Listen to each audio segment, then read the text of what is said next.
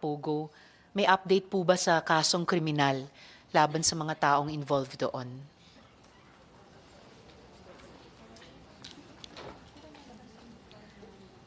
Oh, and I apologize, Attorney. Before I field the questions to you, just one follow-up question to General Torre dun sa napag-usapan natin kanina. Kayo mismo target ng fake news. May balak po ba kayong kasuhan sila? So the moment, ma'am, wala, ma'am. It's just part of the job. No worries. We can take it. Papractice lang tayo ng pagpapakapal lalo ng balat, ma'am. Lahat tayo sa gobyerno siguro, ganon. Okay, salamat General. Buhay po kayo. Yes, Attorney Samson. Updates po kung mayroon dun sa mga kaso sa mga taong involved sa PORAC POGO. Okay. Good afternoon, Your Honor, Senator Sherwin. I'm the head of the Bamban case build-up team, but insofar as the PORAC cases are concerned, what I know is that the case was already submitted for resolution, and we are just waiting for the release of the resolution, Your Honor, from the department. Kung ganun, masasabi nyo rin po ba kung kailan lalabas yung arrest warrants sa mga taong involved? I'll verify with the Office of the Prosecutor General, Your Honor, because we can only determine the issuance of the warrant once the information or informations will be filed in court. And then patungkol naman po dun sa unang tanong ng investigasyong ito, yung pagtulong kay GUO Huaping na mameke sa notary at tumakas. May update po ba sa mga kaso at kung anong kaso, kung mayroon na laban kina Mayor Liseldo Calugay, Cheryl Ordoña Medina, Attorney Elmer Galicia at Kadante?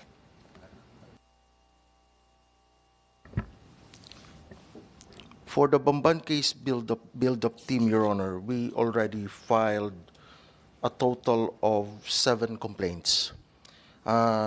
These complaints are qualified trafficking in persons, money laundering, falsification against Attorney Galicia, Cheryl Medina, and Alice GUO. We also filed a serious illegal detention case. This is a revived case. This was part of the inquest case which was dismissed. Then my team revived the same. We also filed a violation of the anti-dummy law. So this was investigated by the National Bureau of Investigation. Just last March 12, Your Honor, PAOK and NBI filed 2 more cases. The first one is the second batch of qualified trafficking in persons, which involves newly discovered corporate officers of Zunyuan and 13 PAGCOR employees, Your Honor. So this is also for qualified trafficking in persons. The other complaint filed last week was for falsification for the Suwal property. Yeah. With respect to Mayor Calugay, Your Honor, the team is still conducting its case build-up. There are about 6 more complaints to be filed, Your Honor. As of now, I just cannot disclose the personalities involved for confidentiality reasons, Your Honor. But there will be big cases to be filed soon, including public officials and employees, Your Honor, prior to GUOPing, a.k.a. Alice GUO.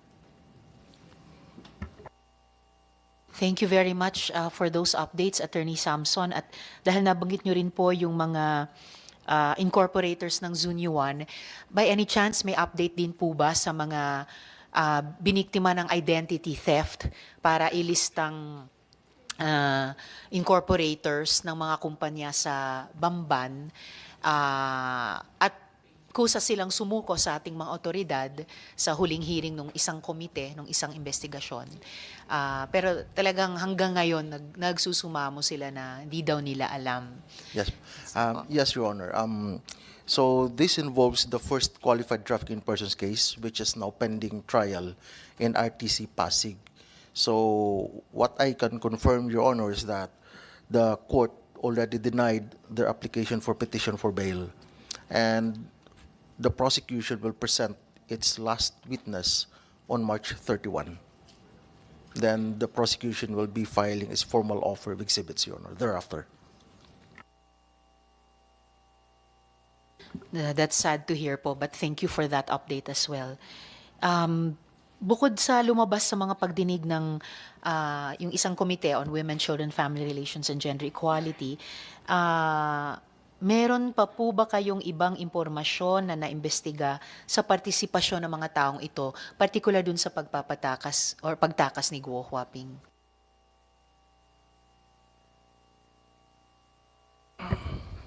My team, Your Honor, has not gone to that aspect yet.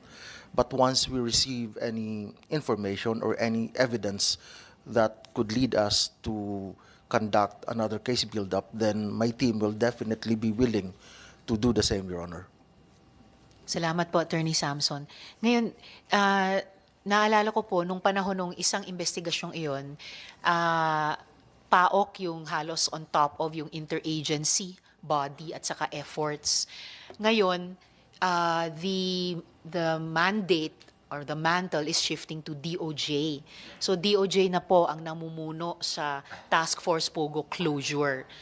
Binubuo yan ng DOLE, PAGCOR, PAOK at BI, pero kayo talaga yung ahensyang inatasan bilang pinuno niyan. So, bakit hanggang ngayon parang watak-watak pa at wala pang sapat na organisasyon yung proseso ng pagpapasara ng mga POGOs? With respect to that question, Your Honor, I believe I am not competent to answer the same because I'm only leading the team for Bamban case build-up.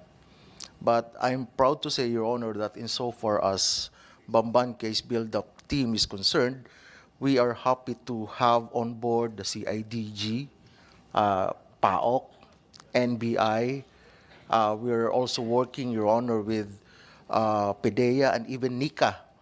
And in the cases that will be filed soon, Your Honor, we're actually be privileged to work with Interpol. Yan. And in fairness po sa inyo, attorney, no, sa dami at variety ng mga kaso na in-update nyo ang komite at lahat ng resource persons, dapat na nga pong pagmalaki yung efforts ng team nyo.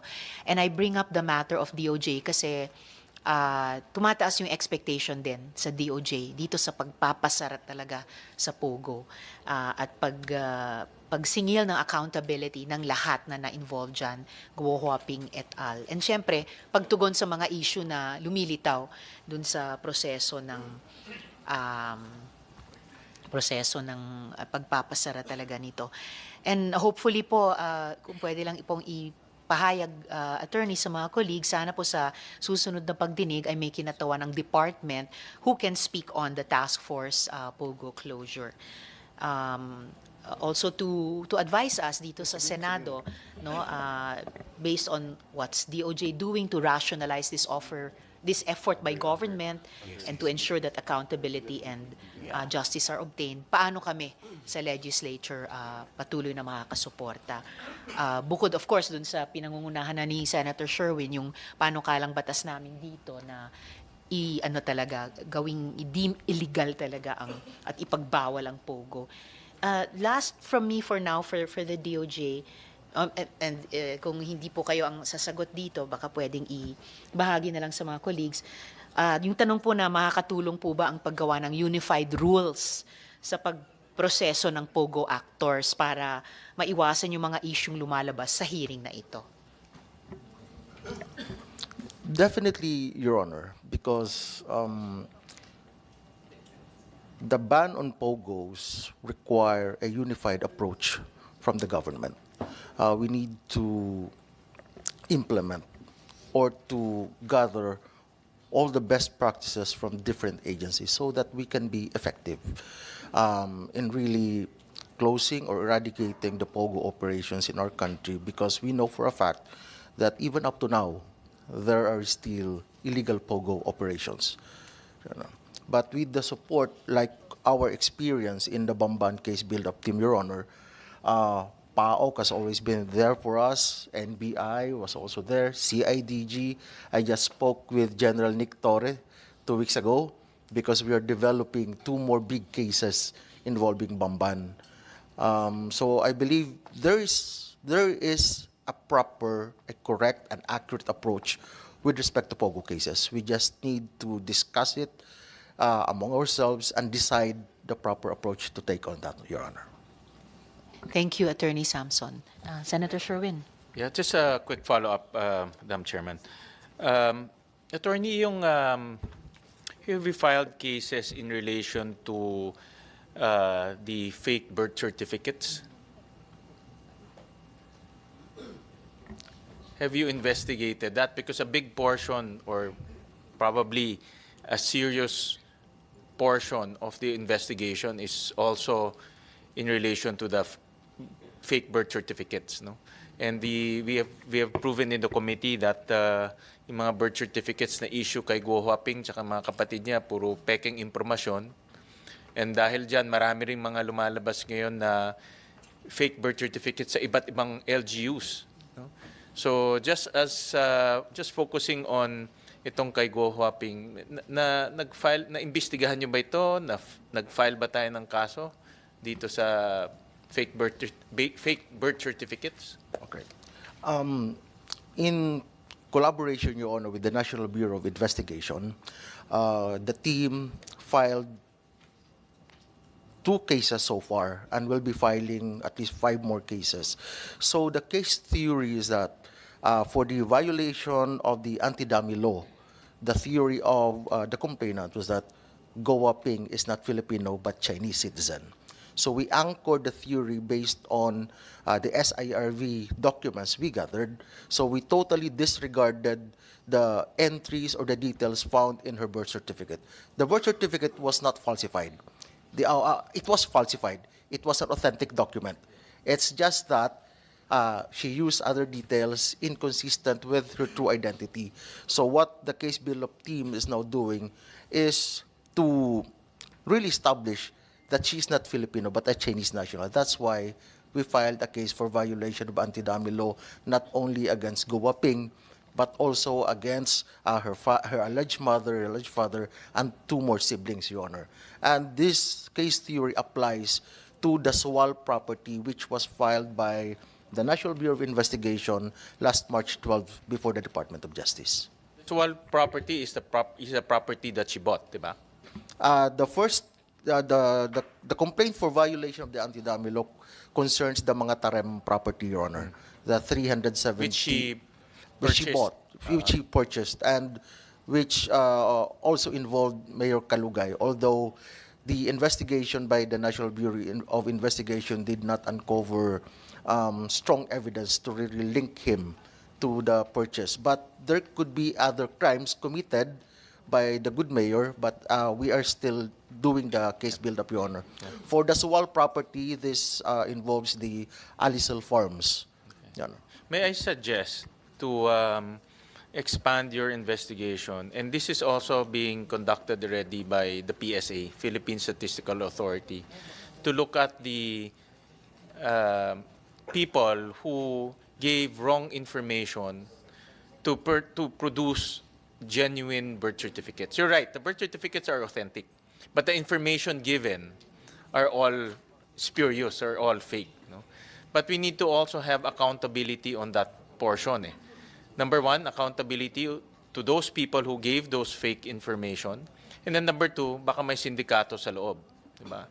And hindi malayo yun na may sindikato sa loob. There's one LGU, in one of our investigation, came out, one LGU issued 1,500 birth certificates through late registration. No? And NBI has already detected 50 of those are the information given are also not, are spurious. No?